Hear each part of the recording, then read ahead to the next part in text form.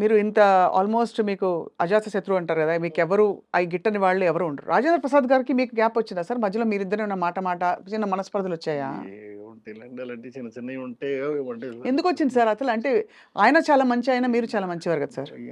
మంచితనం అయినప్పటికీ కూడా చిన్న చిన్నవి ఉంటాయండి. ఇంకా అవన్నీ ఇప్పుడు ఎందుకు మళ్ళీ తిరిగి అంటే నేను అలాగే అనుకున్నాను సార్. కానీ మా ప్రవీణ్ తప్పకుండా ఇది అడిగి తీరాల్సిందే అని చెప్పాడు. ఎందుకంటే మాది కూడా ఇప్పుడు ఈ ఇంటర్వ్యూ కూడా మాకు the knowledge sir. Rajendra Prasad చాలా మంచివాడండి. మంచివాడు కాబట్టే నా ఆర్గానిక్ మావుకి వచ్చేటప్పుడు కూడా చేశాడు మళ్ళీ. ఇది నాకు ఈ సమస్య మాయిలోడప్పుడు వచ్చిందండి. మాయిలోడినప్పుడు వచ్చింది కదా అలాగని చెప్పేసి ఏమీ ఆగలేదు. తర్వాత తర్వాత నేను సినిమాలు చేయలేదండి ఆయనతోటి. తర్వాత ఏదో సరదాగానో ఏదో అలాంటి సినిమా ఒకటి చేశాను. అప్పుడు కూడా ఆయన చేయడానికి సిద్ధపడ్డాడు ఆయన. కానీ మీది భలే కాంబినేషన్ మీ ఇద్దరిది. చాలా మంచోడండి మనిషి. మంచోడు. కాకపోతే చిన్న తిక్క ఏంటంటే చిన్న ఇబ్బంది ఉంటుందండి. చిన్న ఈగోనెస్ ఇంకోటో ఉంటాయి. బతిమాలుకుని చేయించుకోవాలి తప్ప. అదే. సో యాక్చువల్లీ మీకు పెద్ద సవాలే మామూలుగా కూడా అంటే అందరికీ చెప్పి మీకు కావాల్సినట్టు చేయించుకోవడం అనేది. బట్ అంత ప్యాషన్తో ఎన్ని సినిమాలు ఎంత మంచి సినిమాలు తీశారు కృష్ణారెడ్డి గారు మీరు. అండ్ అన్ని హిట్లు, అన్ని గొప్ప పేరు తెచ్చుకున్నాయి, అవార్డ్స్ తెచ్చుకునే సినిమాలు ఉన్నాయి. అసలు యమలీలలో అలీ గారిని పెట్టాలి హీరోగా అని ఎంతమందికి స్ఫురిస్తున్నాడు ఆ టైంలో? ఉండదు ఎవరికి. అంటే అప్పటికి నేను బాగా ఎదిగి ఉన్నానండి. ఇప్పుడు ఏంటంటే అప్పుడు చాలామంది నాకు పెద్ద వాళ్ళు కబుర్లు చేశారండి, పెద్ద హీరోలు. అదేదో ఆలీని పెట్టి చేస్తున్నారట కదా మీరు, మేము చేస్తా ఉండేది అలాగని. ఇవే ఇప్పుడు అంటే ఇప్పుడు వేరే పెద్ద హీరోలు, ఇప్పుడు మళ్ళీ కలుస్తామని చెప్పిన వాళ్ళు. బట్ అప్పుడు వేరే పెద్ద హీరోలు అండి. కానీ చెప్పారా మీకు అలీ గారిని కాదు నేను జాయిన్ చేస్తామని చెప్పారండి. చెప్పినా సరే నేను అలా కాదు, అది అలీ అయితేనే పండుతుంది ఆ సినిమా అని అంటే సరే మీ ఇష్టం మీది చెప్పారు. అక్కడికి సౌందర్య కూడా చెయ్యను అని చెప్పిందండి. చేయనని చెప్పిందండి. అలీ అంటే అలీ గారి అడ్వాన్స్ తీసుకున్న తర్వాత చేయనని కూడా చెప్పేసిందండి. సినిమా చేయను, 15 రోజులు టైం ఉందండి, నేను చేయనలేదు. చేయకపోతే మానేయమ్మా, ఎందుకు చేయవు నేను తెలుసుకోవాలి మరి, ఎందుకంటే 15 రోజుల్లో ఉంది కదా మరి అయితే. లేదండి పెద్ద హీరోలు అందరూ కూడా ఇలాగా ఆలీ పక్కన చేస్తున్నాం ఏమిటి అని చెప్పి కొంచెం హెసిటేట్ చేస్తున్నారండి అని చెప్పింది. సరే పాపం సర్లే తప్పే ఉందమ్మా, నీ భవిష్యత్తు నువ్వు ఆలోచించుకోవాల్సిన అవసరం మాత్రం డెఫినెట్గా ఉంది, నువ్వు ఆలోచించుకో, ఏం ఇబ్బంది లేదు, నేను వేరే హీరోయిన్ పెట్టేసుకుంటానులే అని చెప్పి వెళ్ళి ఇంద్రజని ఫైనలైజ్ చేశానండి. ఏంటి సార్? ఇంద్రజ గారు ఇంద్రజని ఫైనలైజ్ చేసి అప్పుడు ఏదో చిన్న బేబీ లైట్ లా ఉంటే ఆ లైట్ వేయండి అని చెప్పి ఏదో షూటింగ్లో ఉందండి ఇంద్రజ. లైట్ వేస్తే చూసి అమ్మాయి బాగుంది ఓకే అని చెప్పాను. అంటే నేను ఆలోచించాలి ఫేస్ వరకే కదా, నేనేమి ఇవన్నీ చూడవలసిన అవసరం నాకు లేదు. ఎప్పుడు అసలు మీరు ఒక అది అంటే కన్సిడర్ చేయలేదు సార్ ఫిగర్ ఎలా ఉంది? ఎప్పుడు ఫిగర్ గురించి నేను పట్టించుకోనండి, ఫేస్ మాత్రం పట్టించుకుంటాను, చాలా ఎక్కువ పట్టించుకుంటానండి. అంటే నేను బాగా డీపర్గా వెళ్ళిపోతానండి. అంత పర్ఫెక్షన్ వస్తుందా రాదా, ఎక్స్ప్రెషన్ అంటే కళ్ళతోటి చెప్పేది ఉంటుందండి,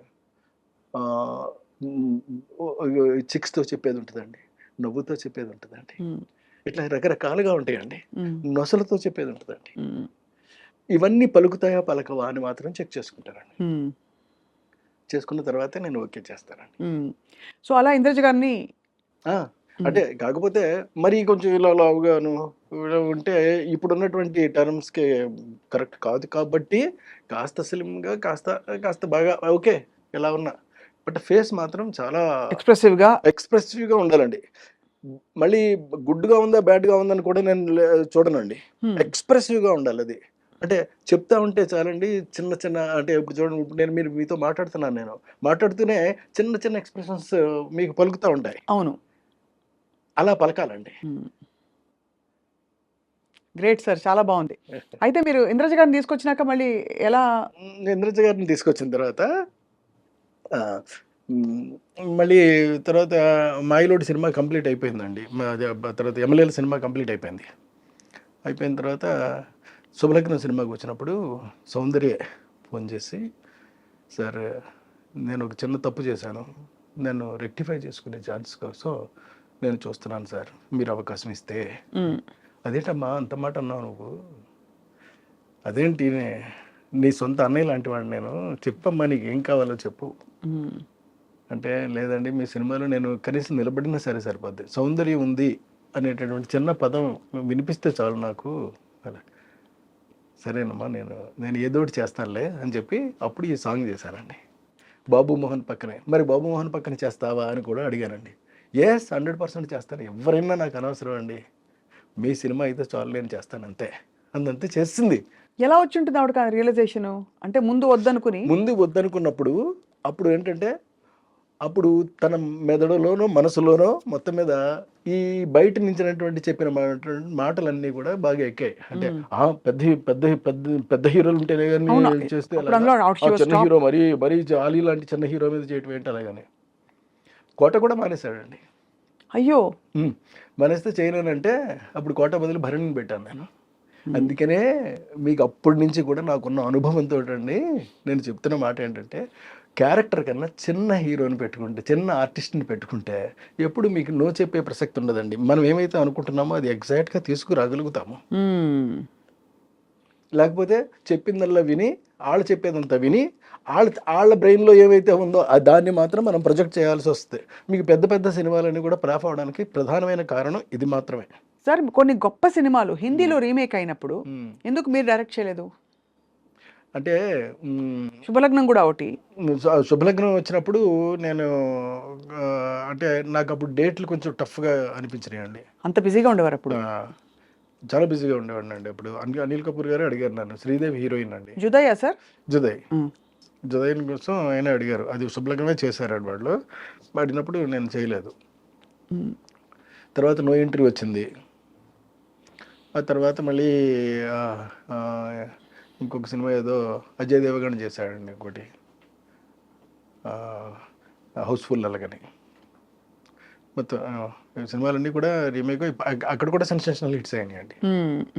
అన్ని హిట్స్, పెద్ద హిట్స్ అండి చాలా సార్. అదే కదా, అందుకే అంత ఆత్మ ఉండే కథలు, అంత ఆత్మ ఉండే సినిమాలు ఒక్కసారిగా కృష్ణారెడ్డి గారు అండ్ ఆ జానర్ ఆఫ్ సినిమాలు మాయమైపోయాయి.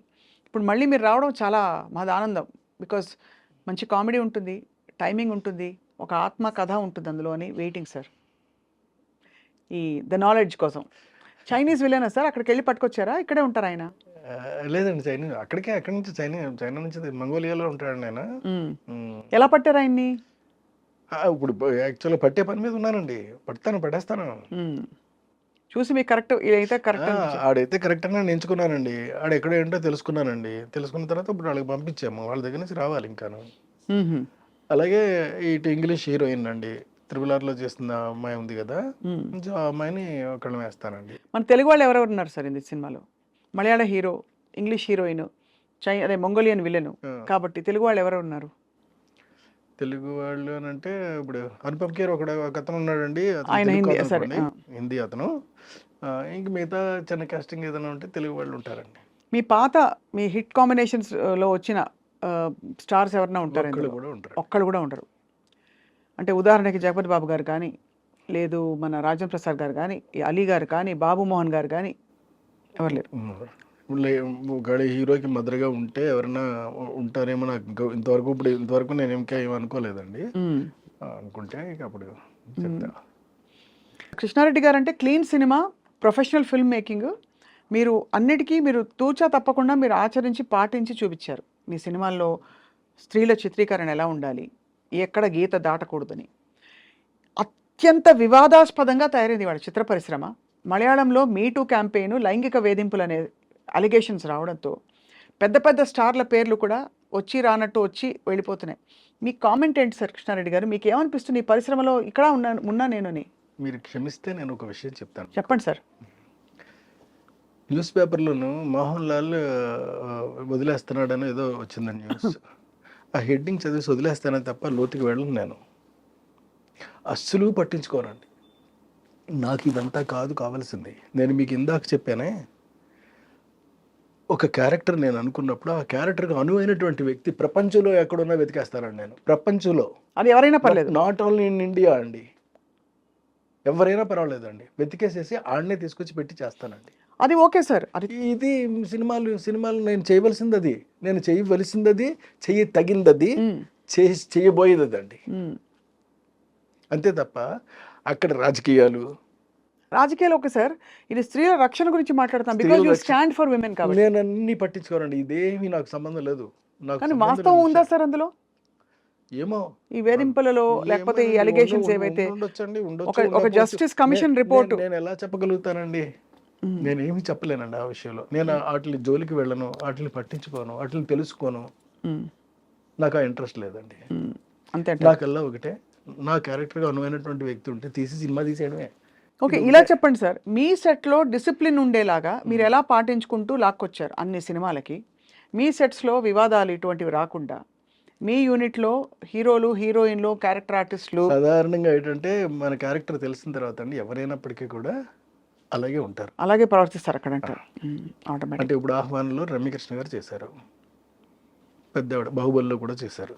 అప్పుడు రమ్యకృష్ణ గారు చేసినప్పుడు ఎంత అందంగా చూసుకునేవాడు అంటే, ఆవిడ లాస్ట్ డే షూటింగ్ అయిపోయి కంప్లీట్ అయి వెళ్ళిపోతున్నప్పుడు అండి పట్టుబట్టలు పెట్టి వెండి పళ్ళులో అందులో పెట్టండి, దానిపైన ఒక 10,000 రూపాయలు డబ్బులు పెట్టి కుంకుమ పెట్టి ఆవిడకి బొట్టు పెట్టి మరీ పంపించామండి. ఆవిడ ఏడ్చేశారని పట్టుకొని. ఆ సన్నివేశం నాకు ఇప్పటికీ కూడా గుర్తుంది. Great sir. అంతటి మర్యాద ఇచ్చేటటువంటి మనం మిగతా నేర్చుకోవాల్సిన అవసరం అయితే నాకైతే లేదండి. Correct sir. అదే చాలా ఆశ్చర్యం. ఇప్పుడు అంటే ఈ వివాదాల వల్ల ఒక చుక్క విషయం అంటారు కదా సార్, సౌందర్య లాంటిది ఆర్టిస్ట్ ఉంది, ఎంత గొప్ప నటి సార్, ఎంత మంచి యాక్ట్రెస్ అండి ఆవిడ ఒక సినిమాలో చేయనన్నానని తనంతట తానే ఫోన్ చేసి మళ్ళీ నా సినిమాలో యాక్ట్ చేసింది బాబు మోహన్ పక్కనే అని అంటే మీరు ఆలోచించండి హౌ కరెక్ట్ అంటే హౌ యు ఆర్ మెయింటైనింగ్. మనం మెయింటెనెన్స్ చేసే విధానాన్ని బట్టి ఇదంతా ఆధారపడి ఉంటుందండి. అవును సార్. వీడు ఆ గొడవల్లోకి వెళ్ళడం, వీడికి ఇవన్నీ అనవసరం, అతని పద్ధతి ఏదో అతనిది, అతను ఇదిలో అతను ఉంటాడు అంతే. దానికి వాళ్ళు నచ్చితే వస్తారండి, ఒకవేళ నచ్చలేదు మానేస్తారు, మళ్ళీ నచ్చింది మళ్ళీ వస్తారు, అంతే కదా. అస్సలు ఏమీ ఇబ్బంది లేదండి, దేనికి సమస్య లేదు.